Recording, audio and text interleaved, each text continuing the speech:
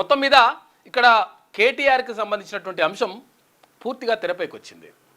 అంటే చాటు రాజకీయాలు, చాటుమాటు రాజకీయాలు, కథా కార్ఖానా ఇదంతా కూడా బయటకు కనిపిస్తూ ఉంది. ఇక్కడ నిన్న భారతీయ జనతా పార్టీ ఎంపీ సీఎం రమేష్ చేసినటువంటి వ్యాఖ్యలు అందుకు పూర్తిగా బలాన్ని ఇస్తున్నాయి. సీఎం రమేష్ చేసినటువంటి వ్యాఖ్యలే కాదు, గతంలో ఎమ్మెల్సీ తీర్మానం వలన కూడా ఈ విషయం పైన మాట్లాడాడు.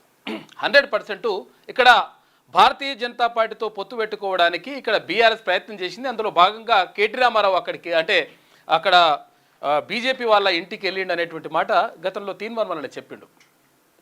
అదే అంశం ఇప్పుడు పూర్తిగా డైరెక్ట్గా తెరపైకి వచ్చేసింది. తర్వాత ఎవరినైతే కలిసినరో ఆ కలిసిన మనుషులే వచ్చి బయటకు వచ్చేసి ప్రెస్ మీట్లు పెట్టినటువంటి పరిస్థితి మాత్రం కనిపిస్తూ ఉంది.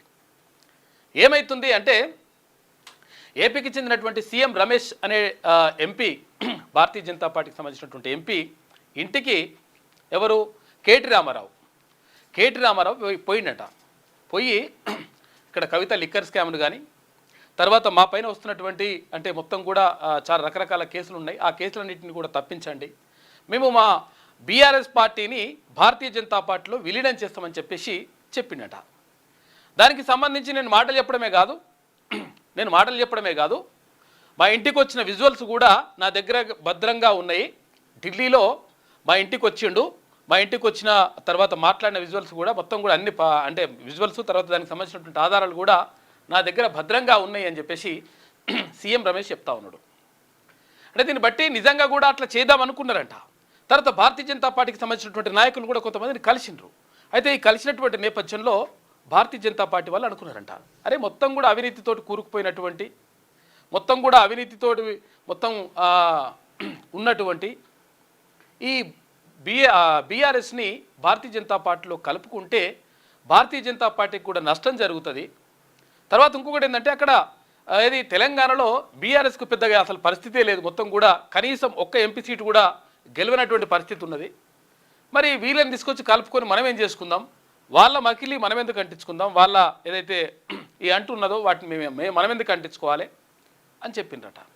చెప్పిన తర్వాత అప్పుడు బీఆర్ఎస్ తర్వాత బీజేపీ విలీనానికి సంబంధించిన అంశం అక్కడ పక్కకు పోయింది అని చెప్పేసి నిన్న క్లియర్గా భారతీయ జనతా పార్టీ ఎంపీ సీఎం రమేష్ చేసినటువంటి వ్యాఖ్యలు చూసుకోవచ్చు. లేదు అట్లా కాదు, డైవర్షన్ పాలిటిక్స్ ఇట్లా అని చెప్పి చెప్తున్నాడు. అంటే ఇక్కడ సీఎం రమేష్ ఇంకో కొన్ని మాటలు కూడా చెప్పాడు. అంటే ఇప్పుడు ఏది ఫ్యూచర్ సిటీ కానీ లేకపోతే ఇంకో కొన్ని అంశాలకు సంబంధించి అంటే ఇక్కడ కంచగచ్చిబౌలి భూములకు సంబంధించి కానీ ఇట్లా మాట్లాడుతున్నారు. అసలు యాక్చువల్గా కంచగచ్చి భూములతో నాకు సంబంధం లేదు. అయితే ఇక్కడ ఏది కాంట్రాక్టర్లు ఇచ్చినటువంటి అంశము మాట్లాడుతున్నాడు కేటీ రామారావు.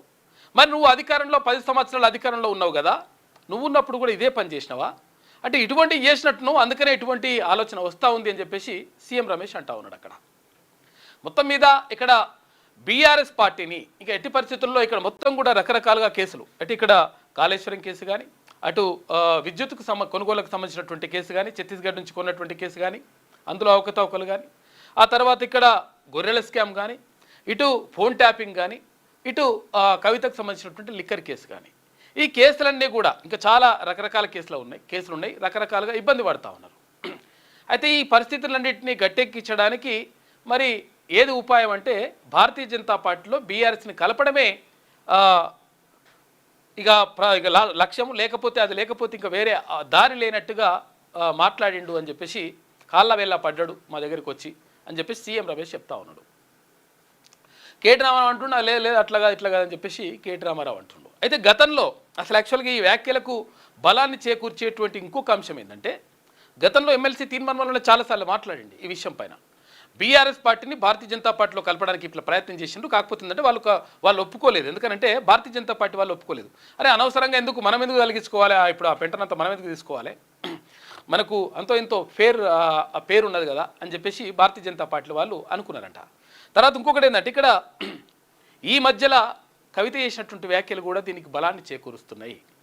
బీఆర్ఎస్ పార్టీని భారతీయ జనతా పార్టీలో కలపడానికి ప్రయత్నం చేస్తున్నారు కాబట్టి నాకు అది ఇష్టం లేదు, అందుకని నేను బయటకు వస్తున్నా అని చెప్పడం కూడా మొత్తం కూడా ఒక రకంగా ఇది వాస్తవం అనేటువంటి విషయాన్ని సీఎం రమేష్ ఎక్కడ నేను ఆధారాలతో చూపిస్తా, నీకు కావాలంటే నీకు తీసుకొస్తా, నేను బీఆర్ఎస్ ఆఫీస్కి రావన్నా లేకపోతే ఇంకేడికి రావన్నా చర్చకు దేనికైనా సిద్ధం అని చెప్పేసి ఆయన చెప్తా ఉన్నాడు.